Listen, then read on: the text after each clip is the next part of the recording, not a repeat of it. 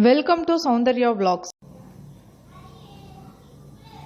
Hi எல்லாருக்கும் வணக்கம். இன்னைக்கு நம்ம என்ன பார்க்க போறோம்னா வாழைப்பூ வடை எப்படி பண்றதுன்னு தான் பார்க்க போறோம்.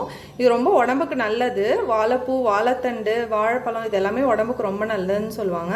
அதே மாதிரி இன்னைக்கு வாழைப்பூ நம்ம பொரியல் செஞ்சா குழந்தைங்கள்லாம் சாப்பிட மாட்டாங்க.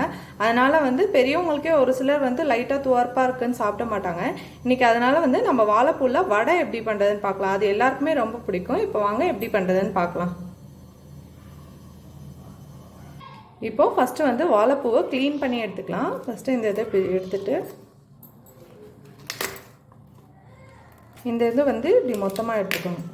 மொத்தமாக எடுத்துட்டு இதை ஃபஸ்ட்டு இப்படி செஞ்சு விட்டுறணும். மேலே செஞ்சு விட்டுட்டிங்கன்னா இந்த நரம்பு வந்துடும். நரம்பு வந்தோடனே அதை அப்படியே இழுத்திங்கன்னா வந்துடும். பாருங்கள், இந்த நரம்பு எடுத்துடணும். நரம்புக்கு கீழே இன்னொரு ஒரு லைட்டாக இலை மாதிரி ஒன்று இருக்கும்.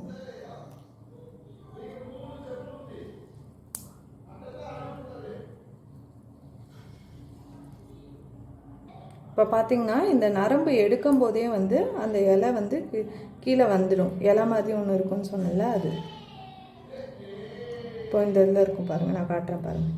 இப்போ இந்த இதில் இருக்குது பாருங்கள், மேலே இருக்குது பாருங்கள். இதை எடுத்திங்கன்னா இதுவும் சேர்ந்து வந்துடும். இது ரெண்டையும் எடுத்துடணும். பாருங்கள், இது ரெண்டையும் எடுத்துடணும். இப்போது இந்த நரம்பு இழுக்கும் போதே அதுவும் சேர்ந்து இப்படி நீட்டிட்டு வந்துடும். இது ரெண்டையும் எடுத்துடணும்.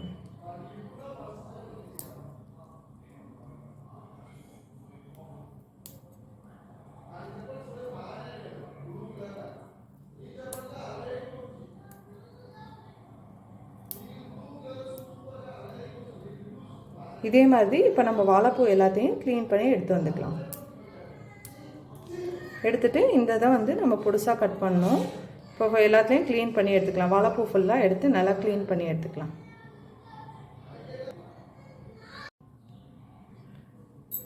இப்போ வாழைப்பூவை நல்லா க்ளீன் பண்ணி எடுத்துக்கிட்டேன். அந்த நரம்பு, அந்த தோல், ரெக்கை மாதிரி ஒன்று இருக்கலாம், அதெல்லாம் எடுத்தாச்சு. இப்போ இதை பொடிசாக கட் பண்ணிக்கலாம்.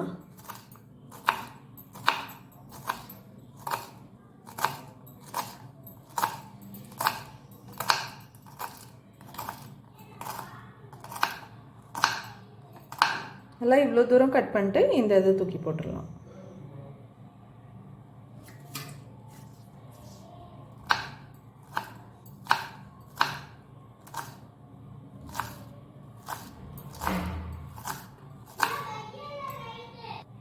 இப்போது எல்லா வாழைப்பூவும் நல்லா பொடிசாக கட் பண்ணி எடுத்தாச்சு. அதுக்கப்புறம் என்ன பண்ணால் நான் கடலைப்பருப்பை ஒரு 1.5 மணி நேரம் நல்லா ஊற வச்சு வச்சுருக்கேன். இது எப்போ ஊற வைக்கலான்னா இப்போ நம்ம வாழைப்பூ நான் காட்டினேன் இல்லை, வாழைப்பூவாக இருக்கும்போதே நம்ம அப்போ ஊற வச்சோம். இப்போ இன்றைக்கி ஈவினிங் செய்கிறோம் அப்படின்னா அந்த வாழைப்பூ க்ளீன் பண்ணுறதுக்கு முன்னாடி இந்த கடலைப்பருப்பை ஊற வச்சுட்டு அதுக்கப்புறம் வாழைப்பூ நம்ம க்ளீன் பண்ண ஆரம்பித்து இந்த மாதிரி பொடிசாக கட் பண்ணி இதுக்கு தேவையான வெங்காயம், பச்சை மிளகாய் எல்லாம் கட் பண்ணி இது செய்யறதுக்குள்ளே கரெக்டாக இருக்கும். அது ஊறுறதுக்கு 1 மணி நேரம் நல்லா 1.5 மணி நேரம் ஊறணும். இப்போ இதை மிக்சியில் அரைச்சி எடுத்துக்கலாம். இப்போ நான் ஒரு சின்ன வாழைப்பூ தான் எடுத்தேன். அந்த சின்ன வாழைப்பூக்கு கடலைப்பருப்பு எவ்வளோ எடுத்துருக்கேன்னா ஒரு மீடியம் சைஸ் டம்ளரில் ஒரு டம்ளர் கடலைப்பருப்பு எடுத்தேன். இப்போ இதை மிக்சி ஜாரில் சேர்த்து ரொம்ப நைஸாக அரைக்கணும். தண்ணி ஊற்றாமல் அரைக்கணும். தண்ணியே ஊற்றக்கூடாது. சுத்தமாக தண்ணி ஊற்றாமல் கொரப்பாக அரைச்சி எடுத்துக்கலாம். இப்போ பார்த்தீங்கன்னா நான் கடலைப்பருப்பை தண்ணியே ஊற்றலை, சுத்தமாக தண்ணியே ஊற்றாமல் அரைச்சி எடுத்துருக்கேன் பாருங்கள். இப்போ இதை இந்த வாழைப்பூவில் சேர்த்துக்கலாம்.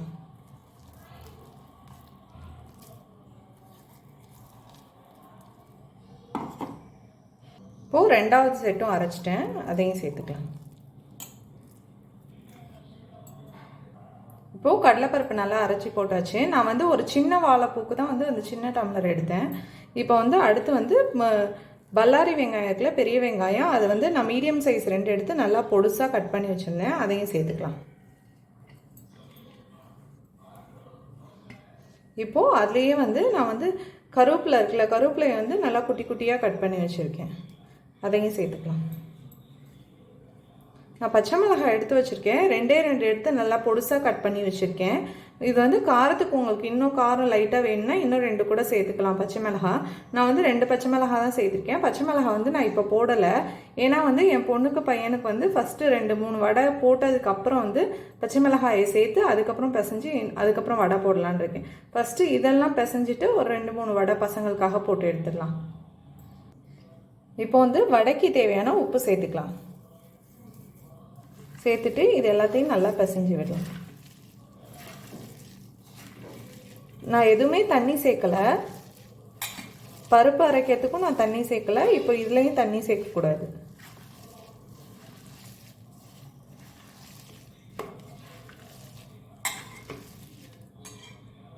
இப்போது இதை நல்லா பிசைஞ்சு வச்சு பாருங்கள். இதை பிடிச்சி பார்த்தா இப்படி வடை பதத்துக்கு வருதான்னு பார்க்கணும். பாருங்கள், வடை பதத்துக்கு வருது. இப்படி தட்டி போட்டுடலாம். அப்படி பாருங்கள், வடை சைஸ்க்கு வந்துருச்சு. இப்போ வந்து இது இருக்கட்டும், நம்ம அடுப்பில் எண்ணெய் ஸ்டவ்வில் வச்சு எண்ணெய் காயட்டும் நல்லா. இப்போது ஸ்டவ் ஆன் பண்ணிக்கலாம். ஸ்டவ் ஆன் பண்ணி பாத்திரம் வச்சுக்கலாம். இப்போது வடை சுடுற அளவுக்கு எண்ணெய் சேர்த்துக்கலாம். இப்போது எண்ணெய் நல்லா ஹீட் ஆகிட்டு இப்போ நம்ம வடையை போட்டு எடுத்துடலாம். இந்த மாதிரி ரொம்ப தடியாகவும் தட்டாமல் ரொம்ப மெலிசாகவும் தட்டாமல் இந்த மாதிரி மீடியம் சைஸாக தட்டி வடையை போட்டுடலாம்.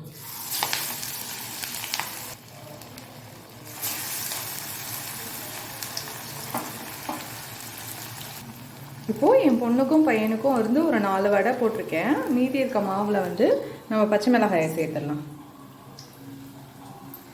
இப்போது இந்த ஃபஸ்ட்டு நம்ம இப்போ குழந்தைங்களுக்காக போட்ட வடையை எடுத்துடலாம். பாருங்கள், நல்லா கிறிஸ்பியாக வந்திருக்கு பாருங்கள்.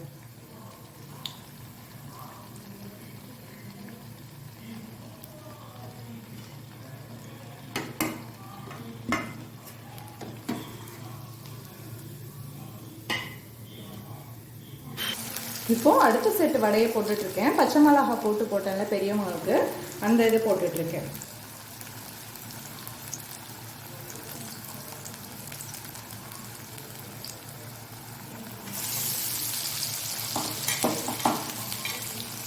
இப்போது ஃபஸ்ட்டு போட்டதை வந்து இன்னொரு சைடு திருப்பி விடலாம். பாருங்கள், நான் ஸ்டவ்வை வந்து மீடியம் ஃப்ளேமில் தான் வச்சுருக்கேன். ஃபஸ்ட்டு போட்டதெல்லாம் கொஞ்சம் கொஞ்சம் அப்படியே திருப்பி விட்டால் கரெக்டாக இருக்கும். இது 3 இப்போ போட்டதுனால திருப்பி விடல. இது 2 வந்து ஃபஸ்ட்டே போட்டதுனால திருப்பி விட்டுருக்கேன்.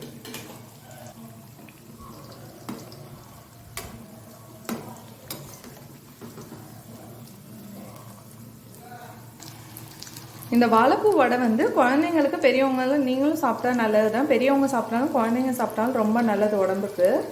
அதை க்ளீன் பண்ண அலுப்பு எடுத்துகிட்டு ஒரு சிலர் வாங்க மாட்டாங்க. அப்படியெல்லாம் இருக்காதீங்க. இது வந்து வாழைப்பூ வந்து உடம்புக்கு ரொம்ப நல்லது. ஸோ வந்து நீங்கள் வந்து இந்த மாதிரி வாழைப்பூ பொரியல் பண்ணால் வந்து அது ஒரு லைட்டாக துவர்ப்பாக இருக்கிற மாதிரி இருக்கும். அது வந்து பெரியவங்களே மோஸ்ட்லி சாப்பிட மாட்டாங்க. அதனால் இந்த மாதிரி வடை செஞ்சு கொடுத்தீங்கன்னா நல்லா கிறிஸ்பியாகவும் இருக்கும், சூப்பர் டேஸ்ட்டாகவும் இருக்கும்.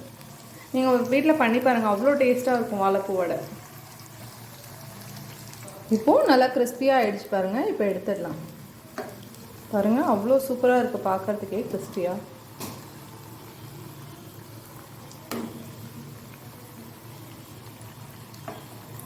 பாருங்கள்,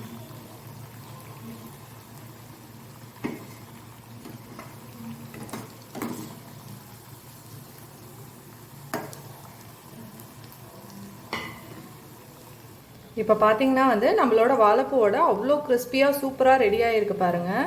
பார்க்கும்போதே அவ்வளோ கிறிஸ்பியாக இருக்குது, நல்லா மொறுன்னு நல்லா சாஃப்டாக இருக்குது. பாருங்கள், ஒன்று எடுத்து உங்களுக்கு பிச்சு காட்டுறேன். பாருங்கள், பார்க்கும்போது வாழைப்பூ வடை மாதிரியே தெரியாது, அவ்வளோ கிறிஸ்பியாக இருக்குது பாருங்கள் மேலெல்லாம். நான் டேஸ்ட் பண்ணி பார்த்தேன், அவ்வளோ சூப்பராக இருக்குது.